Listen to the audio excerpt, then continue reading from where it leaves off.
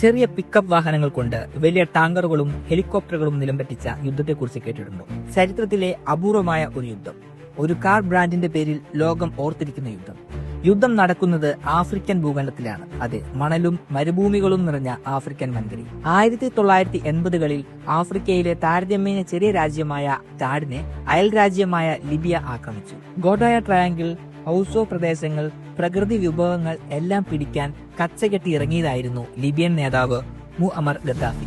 യുദ്ധം മുറുകി. ചാഡിന്റെ വടക്കൻ പ്രദേശങ്ങൾ ലിബിയ പിടിച്ചെടുത്തു. പക്ഷേ ഫ്രാൻസിന്റെ പിന്തുണയോടെ ചാഡ് ശക്തമായി തിരിച്ചടിച്ചു. വലിയ ടാങ്കറുകളും ഹെലികോപ്റ്ററുകളുമൊക്കെയായി ലിബിയ കളം നിറഞ്ഞ് കളിക്കുകയാണ്. പക്ഷേ ചാഡ് സൈന്യം എടുത്ത തീരുമാനം വ്യത്യസ്തമായിരുന്നു. ടൊയോട്ട ഹൈലക്സ്, ലാൻഡ് ക്രൂസർ പോലുള്ള ചെറിയ 4x4 പിക്കപ്പുകൾ ആയുധവാഹനങ്ങളാക്കി മാറ്റി. വേഗം, ചിലവ് കുറവ്, മരുഭൂമിയിലൂടെ എളുപ്പം സഞ്ചരിക്കാം എന്നിവയൊക്കെയായിരുന്നു തീരുമാനത്തിന്റെ പിന്നിൽ. മെഷീൻ ഗണ്ണുകളും ആന്റി ടാങ്ക് മിസൈലുകളും ഘടിപ്പിച്ച് ഗറില്ല രീതിയിൽ ചാഡ് ആക്രമണം നടത്തി.